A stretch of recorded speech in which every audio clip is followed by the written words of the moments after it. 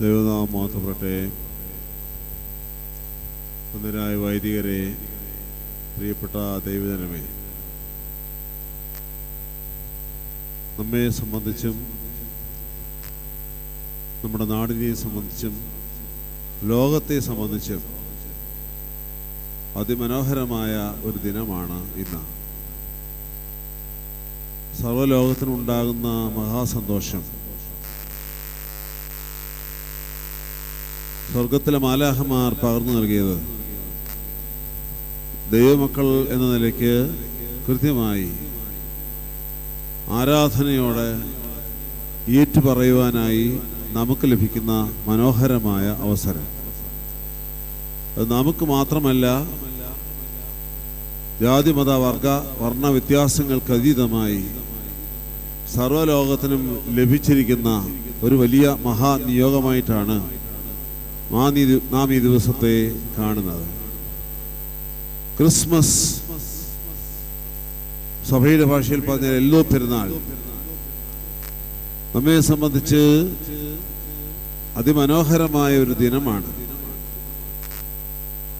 രക്ഷയുടെ പെരുന്നാൾ ആണ്. പെരുന്നാളുകളെല്ലാം കർത്താവായ യേശു തമ്പുരാൻ ഒരുക്കിയ രക്ഷാകര ദൗത്യത്തെ ഓർമ്മിപ്പിക്കുന്നതാണ്. അതിൽ പ്രാധാന്യമേറിയ ഒരു പെരുന്നാളാണ് ക്രിസ്മസിന്റെ പെരുന്നാൾ എന്നത് നമുക്ക് നല്ലതുപോലെ അറിയാം. ഇത് പ്രകാശത്തിന്റെ പെരുന്നാളാണ്. 4-ാം നൂറ്റാണ്ടിൽ ജീവിച്ചിരുന്ന പരിശുദ്ധാത്മാവിന്റെ കിന്നരം എന്ന് വിളിക്കപ്പെടുന്ന മാർ അപ്രേ പിതാവ് എൽദോ പെരുന്നാളിനെ ദ ഫെസ്റ്റിവൽ ഓഫ് ലൈറ്റ്, പ്രകാശത്തിന്റെ പെരുന്നാൾ എന്നാണ് കൂടുതലായും വിളിച്ചിരിക്കുന്നത്. നമുക്കെല്ലാവർക്കും അറിയാം, ഈ ശുശ്രൂഷയുടെ ഭാഗമായി തീജ്വാല ശുശ്രൂഷ എന്ന ഒരു വലിയ ശുശ്രൂഷ ഉണ്ട്.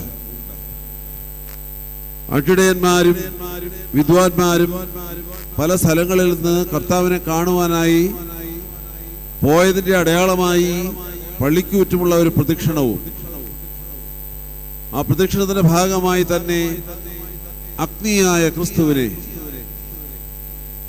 സ്വർഗത്തിൽ ഇറങ്ങി വന്ന അഗ്നിയായ ക്രിസ്തുവിനെ, ദൈവാത്മ ചൈതന്യത്തെ നമ്മുടെ ജീവിതത്തിലൂടെ ദർശിക്കുവാനായി നാം ഒരുങ്ങുന്നതായ തീജ്വാല ശുശ്രൂഷയും നടത്തിയാണ് നാം ഈ ശുശ്രൂഷയുടെ വിശുദ്ധ ബലിയർപ്പണത്തിലേക്ക് പ്രവേശിക്കുന്നത്.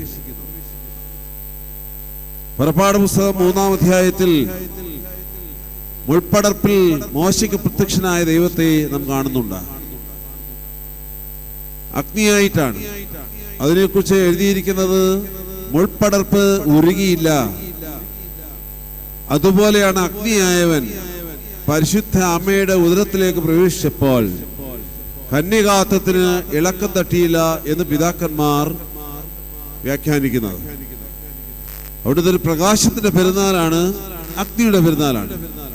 ഈ അഗ്നി നീതി സൂര്യനായി നമ്മുടെ ഓരോരുത്തരുടെയും ഹൃദയത്തിന്റെ ഉള്ളിലേക്ക് നിറഞ്ഞിറങ്ങുകയും ഈ അഗ്നിയെ ഒരു ഊർജമായി, പ്രകാശമായി, ചൂടായി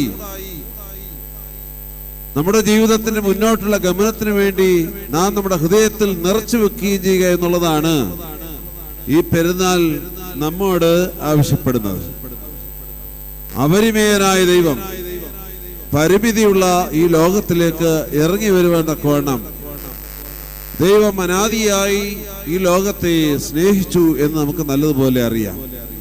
പരിശുദ്ധനായ യോഹന്നാൻ സുവിശേഷം 3-ാം അധ്യായം 16-ാം വാക്യത്തിൽ ഈ ലോകത്തെ സ്നേഹിച്ചതുകൊണ്ട് തന്റെ ഏകജാതനായ പുത്രനെ ലോകത്തിന് വേണ്ടി ത്യാഗം അനുഭവിക്കുവാൻ ലോകത്തിലേക്ക് അയച്ചു എന്ന് എഴുതിയിട്ടുണ്ട്. ദൈവം സ്നേഹമാകുന്നു എന്ന് നാം കൃത്യമായി വിളിച്ചു പറയേണ്ട ഒരു ദിവസമാണിത്. അതുകൊണ്ട് തന്നെ ഇതൊരു ദൈവസ്നേഹത്തിനുള്ള നന്ദി പ്രകടനത്തിന്റെ പെരുന്നാൾ കൂടിയാണ്. Just give praise, thanks and gratitude to God the Father for sending his own only begotten Son for the salvation of the whole world. തന്റെ ഏകജാതനായ പുത്രനെ ലോകത്തിന്റെ രക്ഷയ്ക്ക് വേണ്ടി സ്വർഗത്തിൽ നിന്ന് ഭൂമിയിലേക്ക് അയച്ച പിതാവാൻ ദൈവത്തോടുള്ള ശരിയായ നന്ദി പ്രകടനത്തിന്റെ ഒരു ദിവസമായിട്ട് വേണം നാം ഇതിനെ കാണുവാനായി. ക്രിസ്മസ് ത്യാഗത്തിന്റെ ഉത്സവമാണ്. ഇത് പ്രകാശത്തിന്റെ ഉത്സവമാണ്, സ്നേഹത്തിന്റെ ഉത്സവമാണ്, ത്യാഗത്തിന്റെ ഉത്സവമാണ്. സർവവ്യാപിയായ ദൈവം തമ്പുരാൻ ഒരു മനുഷ്യക്കുഞ്ഞായി ചുരുങ്ങി മാറണമെന്നുണ്ടെങ്കിൽ അതിനകത്തൊരു ത്യാഗമുണ്ട്. ഈ ത്യാഗത്തിന്റെ യഥാർത്ഥ അർത്ഥം നാം മനസ്സിലാക്കുന്നത് അല്പം കൂടി കഴിഞ്ഞാണ്. കുറച്ചുകൂടി കഴിയുമ്പോൾ വലിയ നോമ്പും അതിന്റെ അവസാനമായി വലിയ വെള്ളിയാഴ്ചയുടെയും ഉയർപ്പിന്റെയൊക്കെ ദിവസങ്ങൾ വരുന്നുണ്ടല്ലോ. ക്രിസ്മസിൽ അല്ലെങ്കിൽ കർത്താവിന്റെ വചനപ്പിൽ ആരംഭിക്കുന്ന ദൈവത്തിന്റെ ത്യാഗം അത് കാൽവരിക്രൂശിൽ പരമയാഗമാകുമ്പോൾ പൂർത്തിയാകുന്ന വലിയൊരു അനുഭവമുണ്ട്. So Christmas is the festival of sacrifice.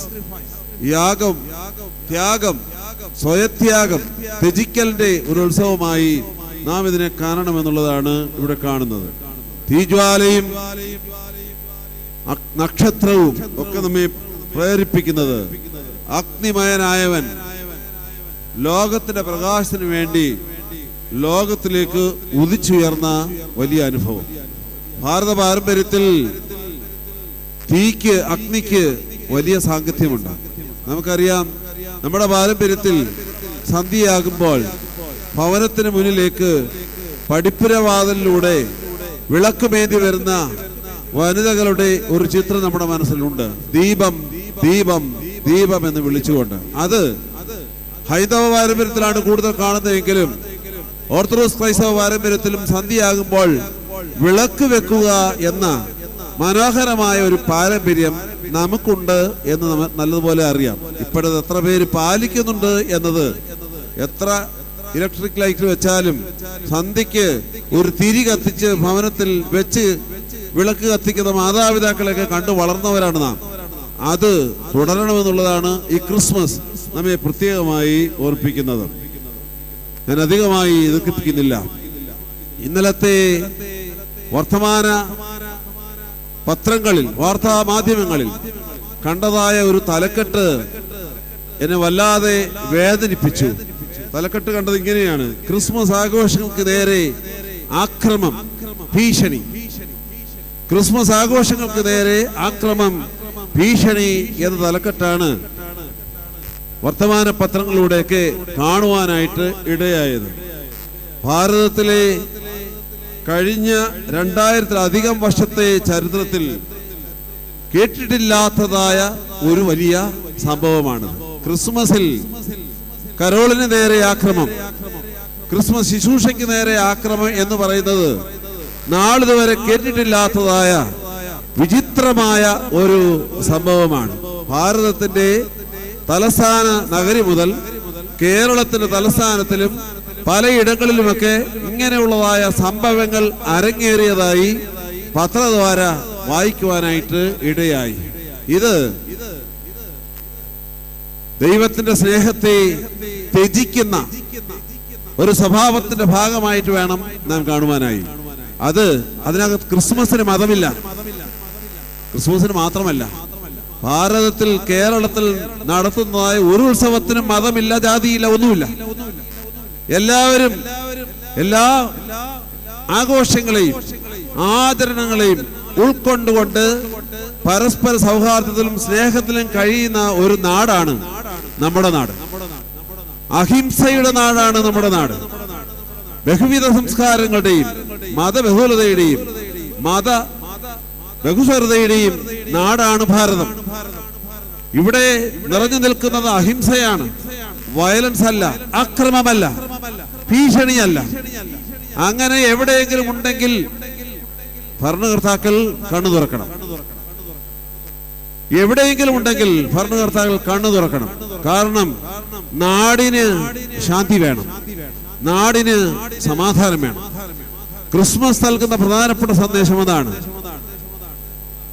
നേതാക്കൾ ക്രിസ്ത്യാനികളെ, ന്യൂനപക്ഷങ്ങളെ സ്നേഹിക്കുന്നു എന്ന് വിളിച്ചു പറയുകയും പിന്നണി പ്രവർത്തകർ ക്രിസ്ത്യാനികളെ ഉപദ്രവിക്കുവാനായിട്ട് പോവുകയും ചെയ്യുമ്പോൾ കണ്ണടക്കുകയും ചെയ്യുന്ന രീതി കാണുന്നത് സങ്കടകരമായ ഒരവസ്ഥയാണ്. ഈ അവസ്ഥയെ